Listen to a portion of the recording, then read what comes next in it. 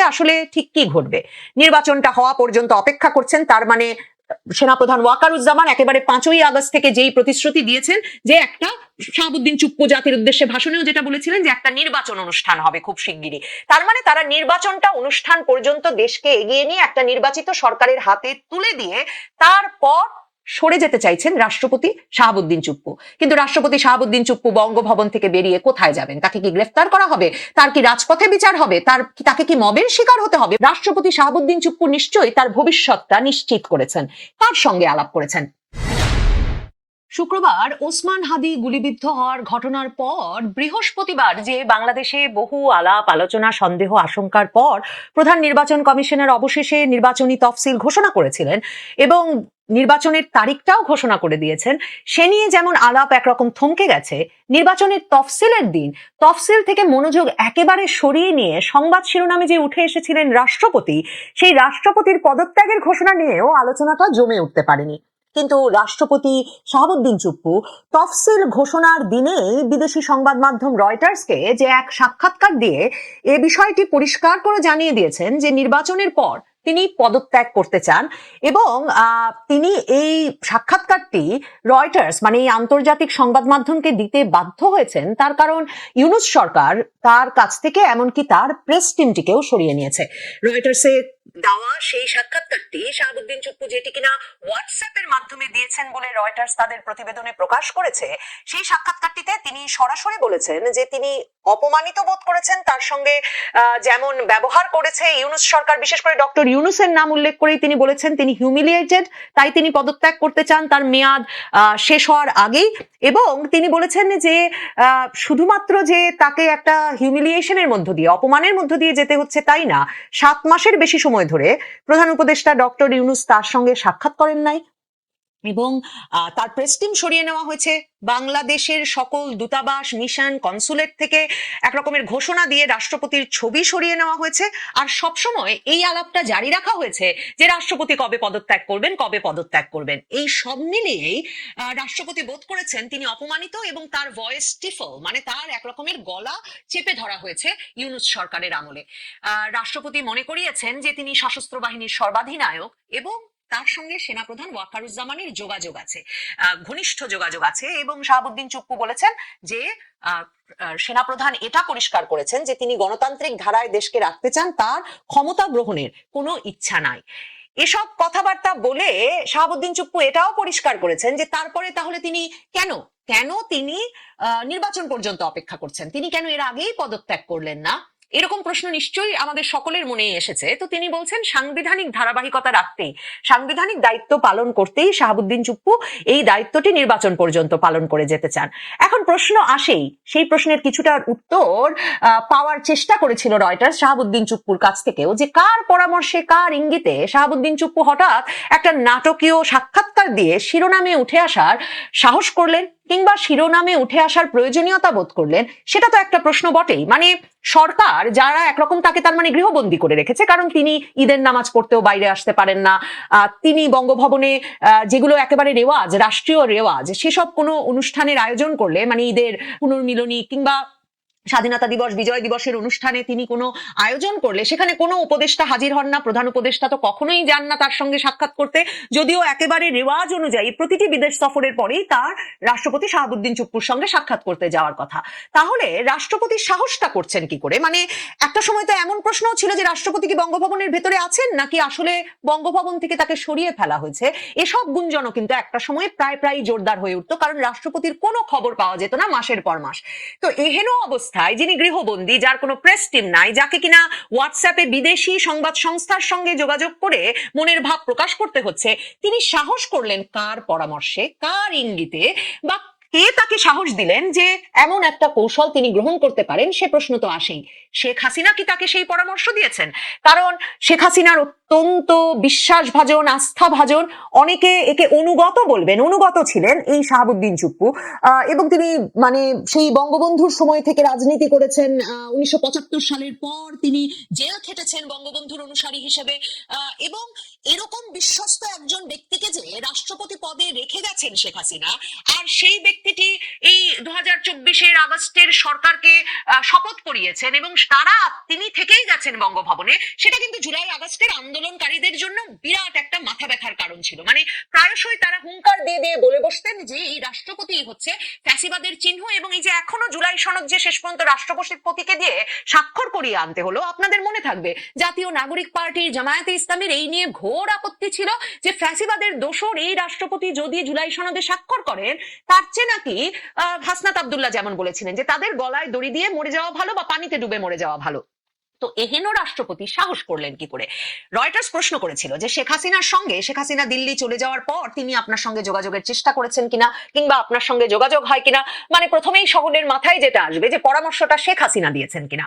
তো রাষ্ট্রপতি সেই প্রশ্নের উত্তর দিতে এড়িয়ে গেছেন, তিনি ডিক্লাইন করেছেন এবং তিনি বলেছেন তিনি রাষ্ট্রপতি হওয়ার পর থেকেই স্বাধীন, তিনি কোনো দলের সঙ্গে যুক্ত নন। কিন্তু রাষ্ট্রপতি কিন্তু আবার বলেছেন সেনা প্রধানের সঙ্গে তার ভীষণ একটা যোগাযোগ আছে, এবং সেনা প্রধান পরিষ্কার করেছেন যে কোনোভাবে তিনি গণতান্ত্রিক ধারার বাইরে ক্ষমতা গ্রহণ করতে ইচ্ছুক নন। দেখেন 15 মাস ধরে প্রায় আরেকটা যে আলাপ জোরদার হয়ে উঠতো সেটা হচ্ছে যে পরিস্থিতি যে ঘোরতর পর্যায়ে যাচ্ছে, আইন শৃঙ্খলা পরিস্থিতির যা অবস্থা, মব যেভাবে বাড়ছে, তাতে নিশ্চয়ই সেনাপ্রধান ওয়াকারুজ্জামানের উচিত হবে যে তিনি ক্ষমতা গ্রহণ করে ফেলবেন, একটা জরুরি অবস্থা জারি হবে এবং রাষ্ট্রপতি ও ওয়াকারুজ্জামান মিলে জরুরি অবস্থা জারি করতে পারেন, এবং রাষ্ট্রপতিও শেখ হাসিনার নিয়োগ করা, সেনাপ্রধান ওয়াকারুজ্জামানও শেখ হাসিনার মনোনীত, শেখ হাসিনার নিয়োগ করা।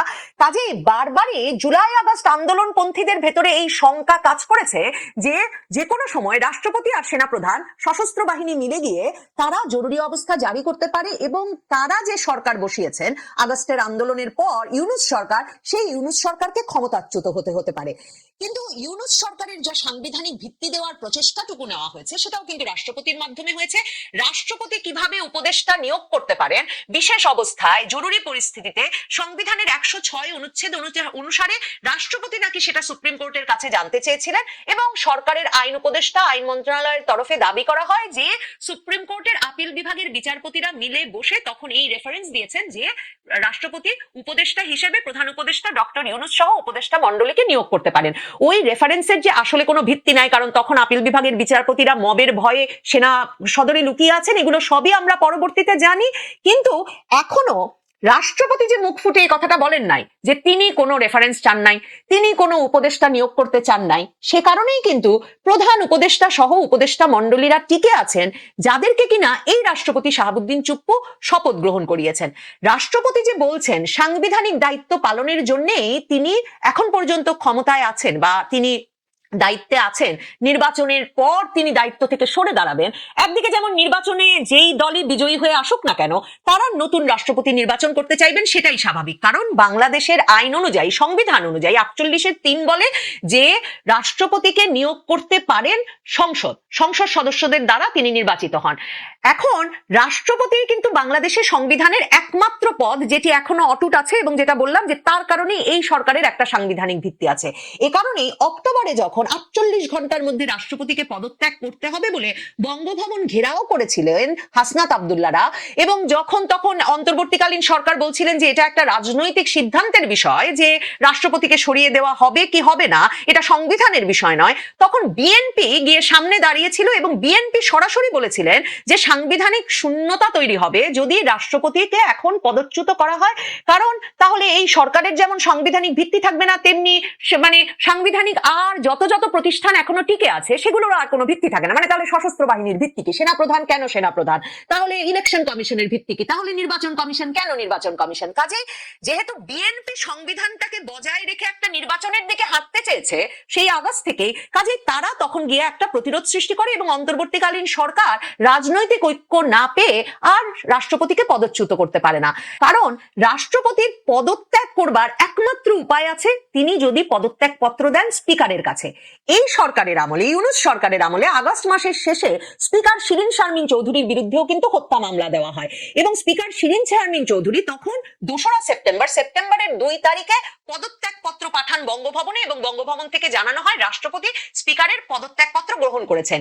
সেটাও কিন্তু একটা বিরাট সাংবিধানিক শূন্যতা সৃষ্টি করে, কারণ দেখেন সংবিধানের পদগুলো হচ্ছে এমন যে রাষ্ট্রপতি স্পিকারের কাছে পদত্যাগ করবেন আর স্পিকার রাষ্ট্রপতির কাছে পদত্যাগ করবেন। রাষ্ট্রপতি সরে গেলে স্পিকারকে সেই দায়িত্ব নিতে হবে এবং স্পিকারের পদটিকে এমন মানে একটা অমোচনীয় পদ হিসেবে সংবিধানে চিহ্নিত করা হয়েছে যে সংবিধান বিশেষজ্ঞরা বলছেন যে স্পিকার শিরিন শারমিন চৌধুরী পদত্যাগ করলেও আসলে আগামী সংসদ নির্বাচিত হওয়া পর্যন্ত তাকেই স্পিকার হিসেবে দায়িত্ব পালনরত হিসেবে ধরে নিতে হবে বাংলাদেশের লিখিত সংবিধান অনুযায়ী। মানে বাংলাদেশের সংবিধানটা তো আসলে ইন্টারপ্রিটেশনের ব্যাপার না, লেখা আছে আইনগুলো সেই অনুযায়ী, কারণ না হলে আগামী সংসদ সদস্যরা কার কাছে শপথ গ্রহণ করবেন? তাহলে রাষ্ট্রপতি শাহাবুদ্দিন চুপ্পু যখন এখন পদত্যাগের ঘোষণা দিচ্ছেন, ফেব্রুয়ারিতে আসলে ঠিক কি ঘটবে? নির্বাচনটা হওয়া পর্যন্ত অপেক্ষা করছেন, তার মানে সেনাপ্রধান ওয়াকারুজ্জামান একেবারে 5ই আগস্ট থেকে যেই প্রতিশ্রুতি দিয়েছেন যে একটা শাহাবুদ্দিন চুপ্পু জাতির উদ্দেশ্যে ভাষণেও যেটা বলেছিলেন যে একটা নির্বাচন অনুষ্ঠান হবে খুব শিগগিরই, তার মানে তারা নির্বাচনটা অনুষ্ঠান পর্যন্ত দেশকে এগিয়ে নিয়ে একটা নির্বাচিত সরকারের হাতে তুলে দিয়ে তারপর সরে যেতে চাইছেন রাষ্ট্রপতি শাহাবুদ্দিন চুপ্পু। কিন্তু রাষ্ট্রপতি শাহাবুদ্দিন চুপ্পু বঙ্গভবন থেকে বেরিয়ে কোথায় যাবেন? তাকে কি গ্রেফতার করা হবে? তার কি রাজপথে বিচার হবে? তাকে কি মবের শিকার হতে হবে? রাষ্ট্রপতি শাহাবুদ্দিন চুপ্পু নিশ্চয়ই তার ভবিষ্যৎটা নিশ্চিত করেছেন। কার সঙ্গে আলাপ করেছেন?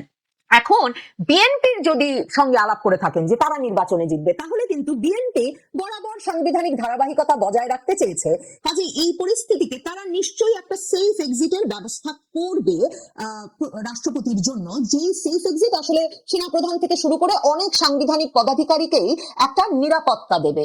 কিন্তু যদি রাষ্ট্রপতি শাহাবুদ্দিন চুপ্পু যাদের সঙ্গে আলাপ করেছেন তাদের সঙ্গে আলাপ সফল না হয়, তারা যদি নির্বাচনের পরে কথা না রাখে, ধরুন জামায়াতে ইসলামী এবং জাতীয় নাগরিক পার্টির কথা যদি বলি, তারা বরাবর রাষ্ট্রপতি সহ এই যে সংবিধান এখন আর কোনো গুরুত্বপূর্ণ বিষয় নয় এ কথাটা কিন্তু বারবার তারা তুলে ধরেছে এবং তারা বলেছে যে জনগণের অভিপ্রায়ে ইউনূস সরকার গঠিত হয়েছে। কাজেই বারবার সংবিধান সংবিধান বলে এই যে জুলাই সনদকে সংবিধানের উপরে স্থান না দেওয়ার চেষ্টা, কিংবা জুলাই সনদকে সাংবিধানিক ভিত্তি না দেওয়ার চেষ্টা, বা সংসদের দায়িত্বে কিছু কিছু সিদ্ধান্ত রেখে দেওয়ার চেষ্টা, এগুলোর বিরোধিতা করে এসেছে জামায়াতে ইসলামী এবং এনসিপি। তাহলে সেই পক্ষটি যদি নির্বাচিত হয়ে আসে তাহলে রাষ্ট্রপতির ভবিষ্যৎ কি হবে?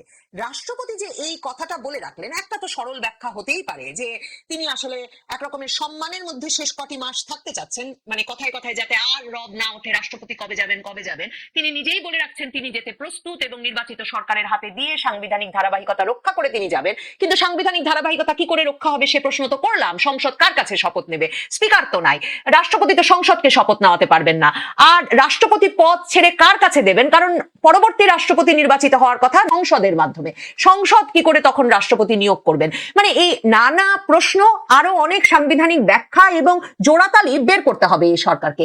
কিন্তু কার কাছে প্রতিশ্রুতি পেয়েছেন? কোথায় যাবেন শাহাবুদ্দিন চুপ্পু? বঙ্গভবন থেকে কি সরাসরি বিমানে উঠবেন? এই ধরনের সাবধানতা ছাড়া, এ ধরনের কোনো ব্যবস্থা ছাড়া সত্যিকার অর্থে শাহাবুদ্দিন চুপ্পু নিরাপদে থাকবেন সেটা ভাবা তো মুশকিল।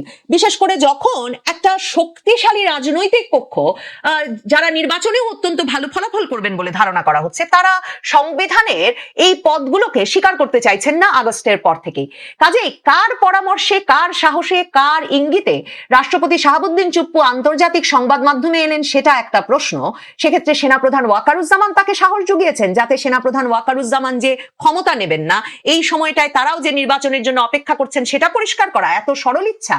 নাকি রাষ্ট্রপতি শাহাবুদ্দিন চুপ্পু জানিয়ে দিলেন যে তিনি আন্তর্জাতিক সংবাদ মাধ্যমে কথা বলতে পারেন, তিনি শিরোনাম হতে পারেন এবং এর মাধ্যমে তিনি আসলে এমন যোগাযোগ স্থাপন করলেন যেটাই আগামীতে তার নিরাপত্তা হয়ে উঠবে।